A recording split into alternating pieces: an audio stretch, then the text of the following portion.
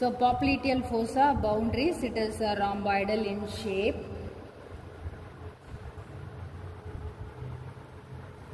Suprolaterally it is formed by biceps femoris.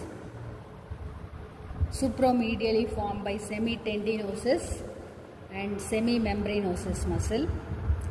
Infrolaterally it is formed by lateral head of gastrocnemius. This is lateral head of gastrocnemius. And infromedially it is formed by medial head of gastrocnemius. This is the boundary of popliteal fossa. And coming to see the content, the sciatic nerve divides as tibial nerve and common peroneal nerve. And then popliteal vein, we can see the cut end of the vein, we can see in this. So popliteal vein, this is, and then this is popliteal artery. This is popliteal artery. This one is popliteal vein. This is popliteal vein, and this is popliteal artery. So this popliteal artery, it is giving branches such as superior medial genicular, superior lateral genicular, inferior medial genicular, inferior lateral genicular artery it is giving. So how this anastomosis with above and below, that is superior medial genicular artery anastomose with descending genicular artery, and superior lateral genicular artery anastomose with descending branch of lateral circumflex femoral artery. Now inferior medial genicular artery, which is anastomose with saphenous branch of descending genicular artery. And then inferior lateral genicular artery anastomose with anterior tibial recurrent, posterior tibial recurrent, and circumflex fibular artery.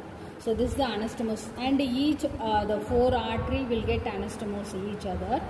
So this is the arterial anastomosis around this popliteal fossa.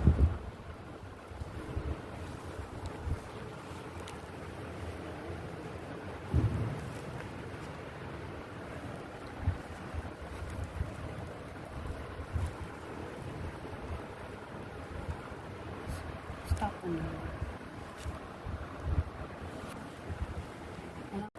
Now we are going to see a leg region. So in the leg there are three compartments are present. Now I am showing you that posterior compartment of leg. The another two compartments are anterior compartment and lateral compartment. So first, in the posterior compartment of leg, it has superficial and deep muscles are there. So three superficial muscles which are this is medial head of gastrocnemius muscle.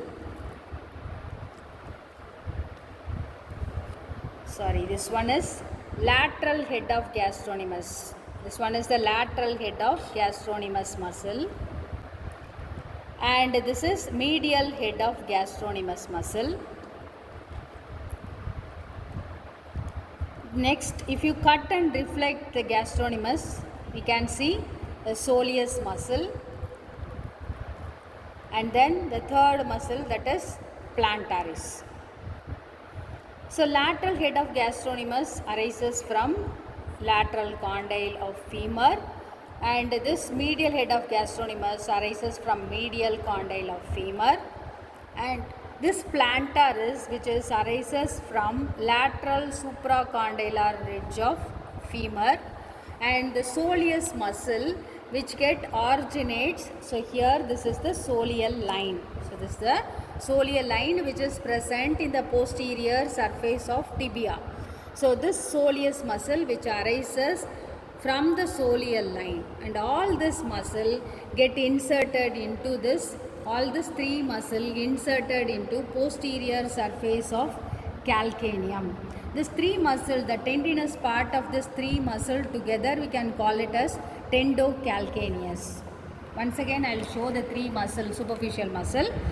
So gastrocnemius muscle, this is lateral head of gastrocnemius, and this is medial head of gastrocnemius.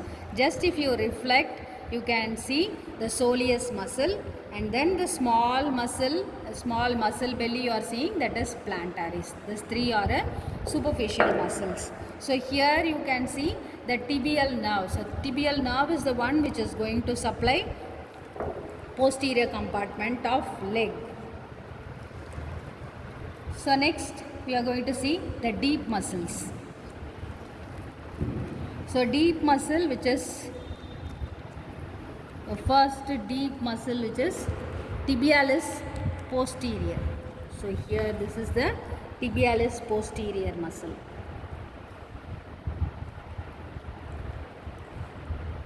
So this is tibialis posterior.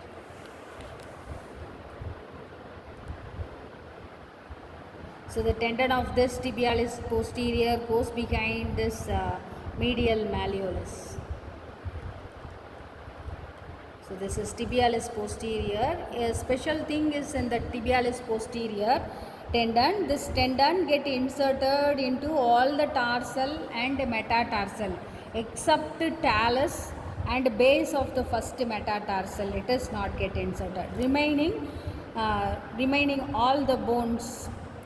It is get inserted into all the bones of tarsal and metatarsal except talus and base of first metatarsal. So then the next one is flexor digitorum longus. So this is flexor digitorum longus. This arises from the upper 2/3 of shaft of the tibia, and this get inserted into lateral foretoes, distal segment of lateral foretoes. And then next to the structure which are seeing, that is tibial nerve. This is tibial nerve. So here I can show this is the tibial nerve, and then this is posterior tibial artery. This is posterior tibial artery with this, which is accompanied by veins. So first the tibialis posterior, and then flexor digitorum longus, and then the tibial nerve and posterior tibial artery, and then here this is flexor hallucis longus. So this arises from the shaft of the fibula, and this get inserted into base of the phalanx, basal phalanx of the great toe. Flexor hallucis longus. Then one more deep muscle, which that is popliteus. So here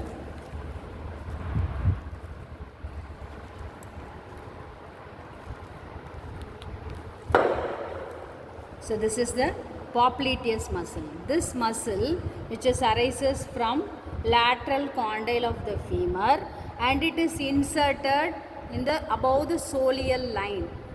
So and in the soleal line the soleus muscle get originates, and this muscle inserted into soleal line, popliteus, which is unlocking muscle of the knee joint. So popliteus, this is one more deep muscle in the posterior compartment of leg.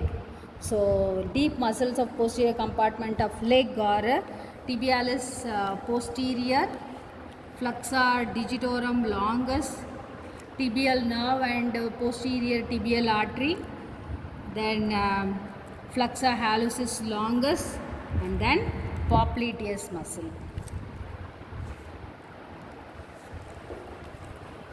Next, coming to see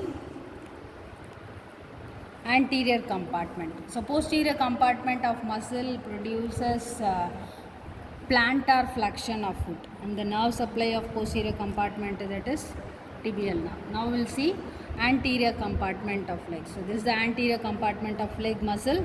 The first one is, that is tibialis anterior here, that is tibial nerve. Now we will see anterior compartment of leg. So this is the anterior compartment of leg muscle. The first one is, that is tibialis anterior here, then extensor hallucis longus, then extensor digitorum longus, and then this is peroneus tertius. This one is peroneus tertius. In between this extensor hallucis longus and extensor digitorum longus, the artery which is passes, that is dorsalis pedis artery. So anterior compartment of leg which is supplied by anterior tibial artery.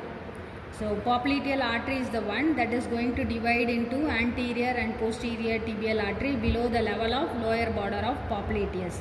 Posterior tibial artery which runs along the posterior compartment of leg, and anterior tibial artery which runs along the anterior compartment. This continues downwards as dorsalis pedis artery. In the leg region, anterior tibial artery gives branches such as anterior tibial recurrent, posterior tibial recurrent. So this dorsalis pedis artery is there, no? This giving a branch like medial malleolar, lateral malleolar branch and arcuate branches are given by this dorsalis pedis artery. Then the next one is, so here is the lateral compartment of leg. So lateral compartment of leg is having two muscle. So this one is peroneus longus. This is peroneus longus, and this is peroneus brevis. This two muscle which is supplied by superficial peroneal nerve, and the action produced by this muscle, that is eversion of foot.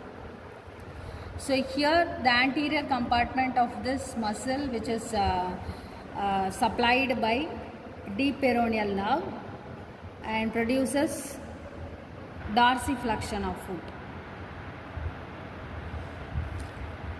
So these are the three compartments of leg region.